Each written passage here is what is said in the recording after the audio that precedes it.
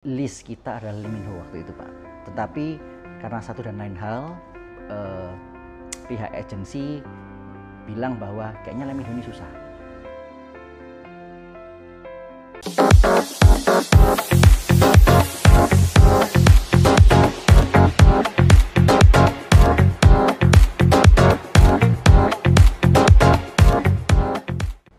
Halo calon pemimpin masa depan, selamat datang di podcast SI Indonesia.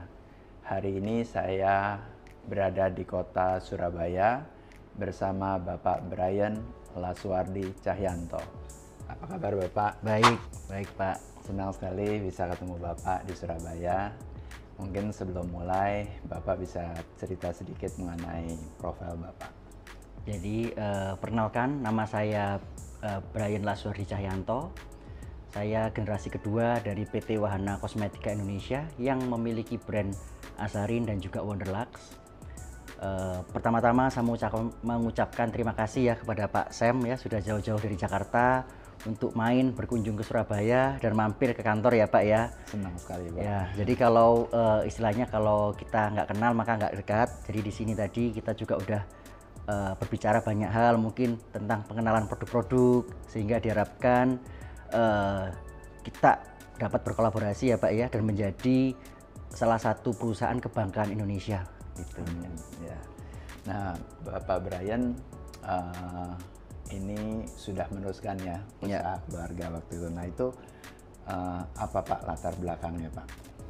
Latar belakang saya itu adalah diawali ketika saya kuliah. Jadi kebetulan saya kuliah di Melbourne mengambil jurusan teknik kimia.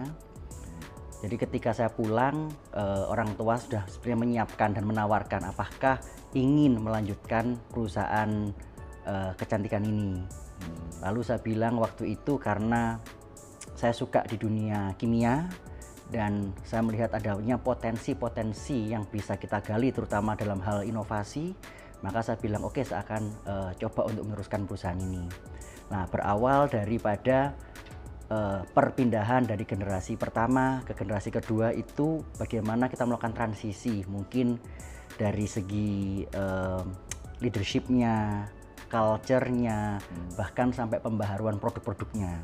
Nah, di situ banyak sekali tantangan-tantangan, tetapi saya juga puji syukur ya, orang tua saya tetap mendukung. Jadi kita jarang sekali istilahnya kalau antar generation memiliki gap, itu kita juga berusaha untuk memperkecil dan orang tua saya juga selalu mensupport saya, entah itu kita mau mendengarkan istilahnya meeting dengan hal-hal yang baru, entah itu kita meng-hire sebuah misalkan konsultan untuk bisnis. Lalu kalau zaman dulu ya, zaman orang tua saya kita belum mengenal yang namanya branding gitu. Nah, di sini saya mengenalkan bahwa pentingnya memiliki sebuah brand image, mulai dari kita memperbarui seluruh desain sehingga dapat diterima oleh pasar pada masa itu, lalu kemasan-kemasannya, cara berkomunikasinya, dan yang terakhir tentunya produknya. Nah, setelah 5 tahun saya memimpin, dari situlah mulai ada inovasi-inovasi dan gebrakan-gebrakan yang mungkin selama ini banyak orang menganggap Azarin itu brand baru Pak. Jadi selama 5 tahun itu merupakan proses transisi ya yang kita lakukan secara total, baik dari manufaktur karena kita juga memiliki facility manufaktur sendiri hingga ke tim yang ada di lapangan, tim sales. Dan tentunya terus berkembang dengan zaman yang baru yaitu digital marketing Pak. Jadi sampai sekarang pun kita masih terus belajar ya, tim masih terus berkembang dan kita selalu mengajarkan bahkan ke generasi-generasi mungkin yang lebih senior daripada kita pentingnya beradaptasi bahwa ada hal-hal yang baru termasuk dengan AI pada zaman sekarang ini. Nah, kita kenal produk Azarin itu cukup viral ya Pak ya. Nah, apa kunci kesuksesan Bapak untuk mengawal produk Azarin menjadi viral seperti ini? Tentunya adalah kreativitas Pak. Jadi kalau kita ngomong zaman sekarang ini segala sesuatu bisa dibikin viral, bahkan hal-hal mungkin yang simple tanpa sesuatu yang heboh gitu. Tapi bagaimana caranya kita? Jadi yang pertama saya selalu dididik bahwa kreativitas itu sangat penting. Dan saya melihat dunia beauty industry ini adalah dunia yang kreatif ya, bagaimana kita dituntut untuk out of the box, untuk menjadi sesuatu yang berbeda. Nah, itu merupakan step point yang pertama, bagaimana kita bisa menjadi viral. Yang kedua adalah bagaimana kita mempertahankan setelah kita viral, orang mencoba, bagaimana si orang betul-betul yakin dan menjadi brand advocate kita. Tentunya brand advocate yang positif. Dari situ akan menambah keviralan itu menjadi step yang berikutnya. Menjadi apa? Testimoni. Jadi dari apa yang kita udah spend berupa budget, lalu customer merasa cocok, happy, dari situ akan terus bergulir. Itu yang kedua. Lalu yang ketiga adalah tentunya ada teamwork yang kuat, Pak. Jadi salah satu hal yang saya tanamkan terhadap tim saya, karena sekarang ini di bawah saya kurang lebih ada 1.000 orang lebih yang harus saya pimpin. Di situ saya selalu bilang bahwa tidak ada yang namanya Superman. Saya pun tidak akan bisa tanpa bantuan tim. Nah, dari tim inilah kita sering sekali melakukan brainstorming, kita berdiskusi bagaimana sih atau apa sih yang relate dengan situasi sekarang atau topik-topik sekarang, sehingga dari situlah kita bisa menjadi viral karena betul-betul mengikuti apa yang sedang terjadi di luar sana. Nah, kalau Bapak lihat sekarang perkembangan kosmetik atau beauty produk itu demikian cepat ya Pak ya. Nah, bagaimana Bapak menghadapi generasi yang sekarang nih, generasi Z, dalam menyikapi pasar kosmetik yang begitu berkembang? Kalau dari observasi saya Pak, generasi Z ini sedikit berbeda dengan generasi mungkin orang tua saya, yang mana sekarang ini mereka lebih mau untuk mencoba hal-hal yang baru. Dan sebelum mencoba mereka juga pasti sudah melakukan research dulu. Jadi kalau saya juga melihat bagaimana consumer behavior yang terbaru adalah mereka bagaimana setelah tahu mereka betul-betul melakukan research dulu. Dari situlah mereka akhirnya melakukan tindakan untuk purchase or not purchase. Jadi mereka lebih selektif, sehingga ketika kita dipilih oleh Gen Z ini itu merupakan sesuatu yang luar biasa karena mereka mau mencoba. Dan saya yakin ketika mereka telah mencoba dan cocok, mereka juga pasti akan terus menjadi salah satu loyal customer kita. Gitu. Nah, kalau Bapak lihat sendiri generasi Z ini apakah memang saat ini cukup loyal atau mereka memang ingin mencari terus hal-hal yang baru setelah mereka melakukan research? Kalau menurut saya sendiri mereka masih mencari hal yang baru, Pak. Karena Gen Z ini merasa tidak puas dengan apa yang sudah ada di market. Jadi mereka akan terus berupaya untuk memperoleh hal-hal yang terbaik. Jadi kalau dari segi manufaktur atau brand sendiri saya merasa senang Pak. Kenapa? Karena kita pun selaku pelaku usaha dituntut untuk terus berinovasi dan memberikan yang terbaik untuk customer kita.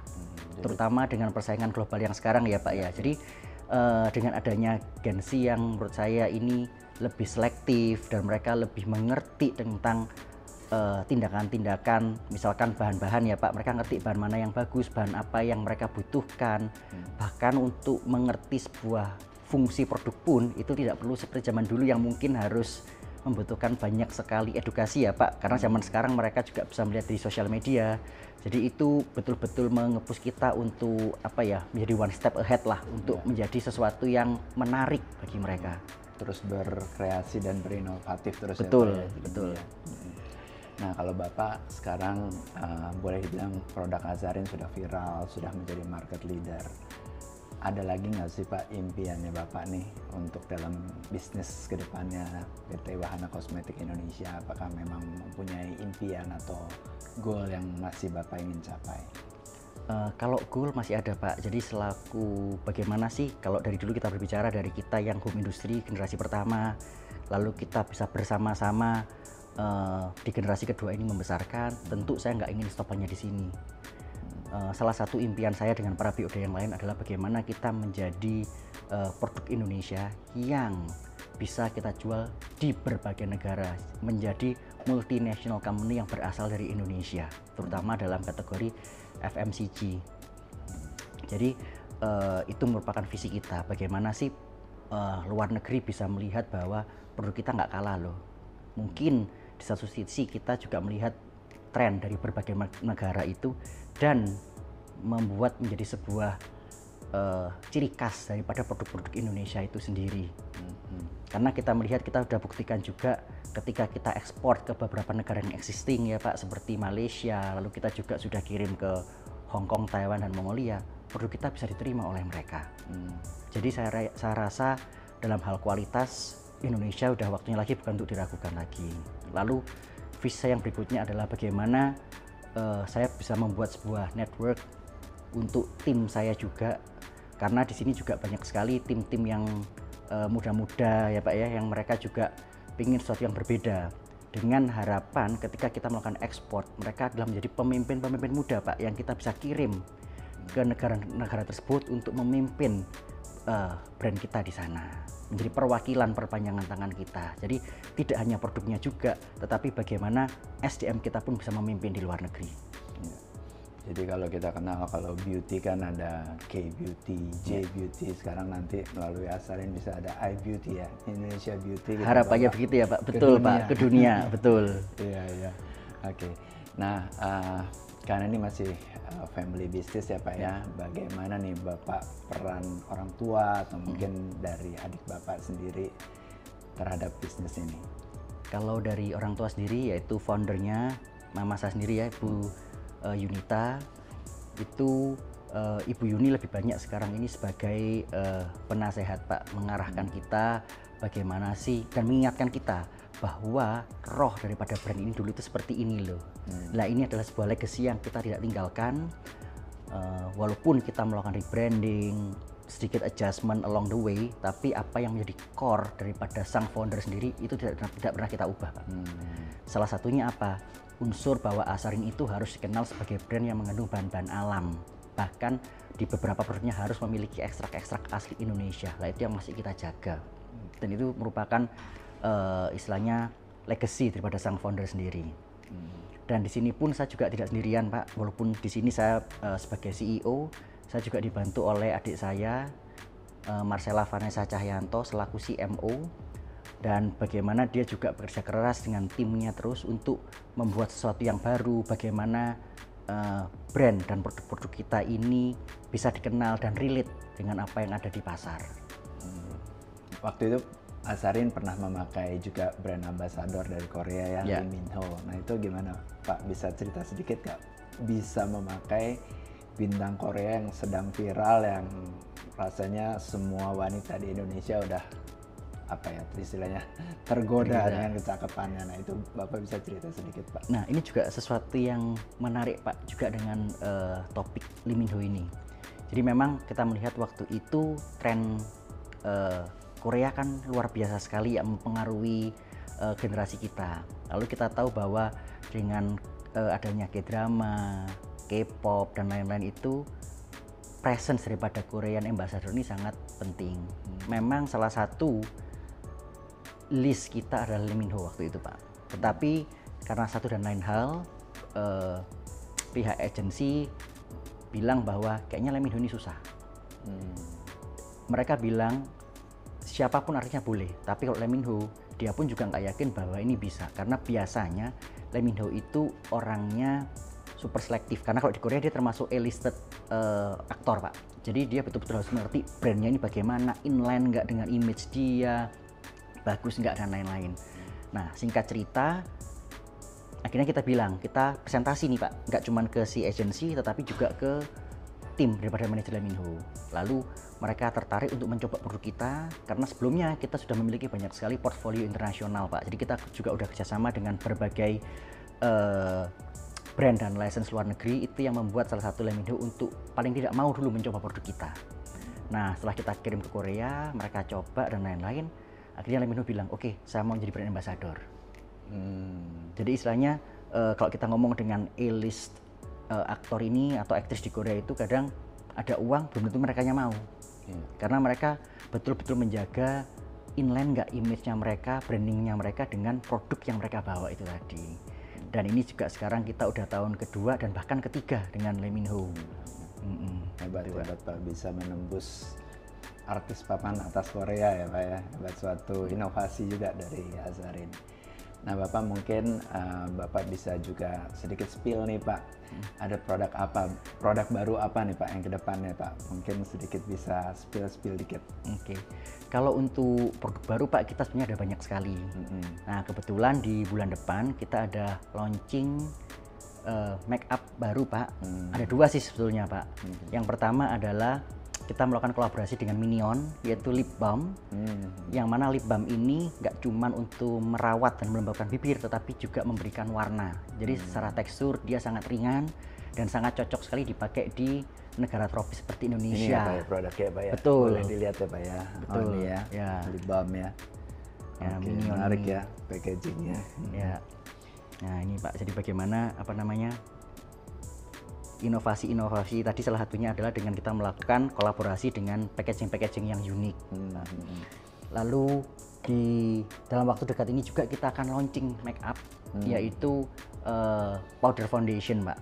Jadi ini merupakan sebuah terobosan juga ketika kita menggabungkan make up dan skincare. Jadi tidak hanya produk ini mempercantik kita Pak, tetapi juga memberikan efek-efek nutrisi berupa skincare, kandungan-kandungan bahan aktif yang ada di dalamnya. Nah, kelebihan produk kita apa nih? Kelebihan produk kita adalah bagaimana dia bisa menyamarkan pori-pori. Karena rata-rata di Indonesia jenis kulitnya kan banyak yang berminyak Pak. Jadi sebelum menggunakan make up ini dapat digunakan sebagai istilahnya membantu untuk sebagai primer dan menutup serta menyamarkan pori-pori. Dan sangat cocok dipakai untuk daily base. Jadi kalau orang entah mau ke kantor Pak atau mau aktivitas biasa, ini sangat praktis sekali. Ya, jadi jangan lupa tunggu terus produk-produk terbarunya Asarin. Jadi bulan depan ada produk yang baru ya Pak ya? Iya. Oke, kita tunggu produk barunya. Nah, terakhir Pak, pesan-pesan Bapak untuk anak-anak muda sekarang, generasi Z, apa yang Bapak ingin sampaikan sehingga mereka juga merasa mau nih seperti Bapak nih sukses ke depannya memiliki bisnis kosmetik atau memiliki bisnis seperti sekarang ini. Pesan saya buat anak-anak muda di sana adalah terus beradaptasi Pak. Karena dari zaman orang tua saya, bahkan di zaman saya sendiri, saya bisa melihat bagaimana perkembangan zaman itu dengan begitu pesatnya.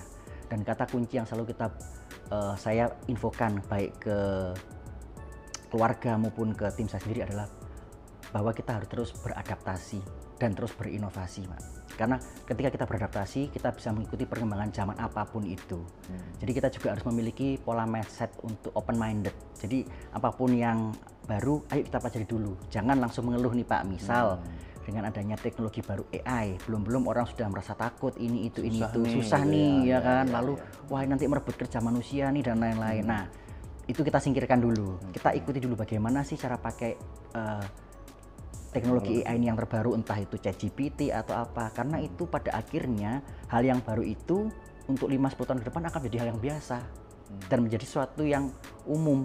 Jadi kita dari sekarang harus sudah mulai belajar dan beradaptasi. Belum lagi kalau kita ngomong beberapa tahun ke depan, saya juga sering sekali mendengar hal-hal baru Pak, misalkan seperti tentang sustainability dalam banyak faktor. Nah, diharapkan juga pemimpin-pemimpin muda ini juga udah mulai mengerti apa sih sustainability gitu, sehingga ketika mereka ingin melakukan sebuah tugas entah dalam bisnis apapun itu dapat menjadi sebuah pertimbangan, sehingga ketika mereka nanti menginjak dunia usaha, mereka tidak istilahnya ketinggalan dengan sesuatu yang sudah dirancang dari sekarang ini gitu, Pak. Jadi harus beradaptasi, berinovasi, dan jangan menyerah ya? Iya, betul Pak. Oke, Bapak terima kasih atas waktunya Bapak. Senang sekali kita bisa mendapatkan banyak inspirasi dan wawasan yang luas dari pengalaman Bapak. Saya ada sedikit kenang-kenangan buat Bapak. Oke, terima kasih. Demikian podcast SI Indonesia bersama Bapak Brian Laswardi Cahyanto, pemilik brand Asarin. Semoga podcast kali ini bisa memberikan inspirasi dan juga wawasan bagi pemimpin masa depan. Sampai jumpa di podcast SI selanjutnya. Salam calon pemimpin.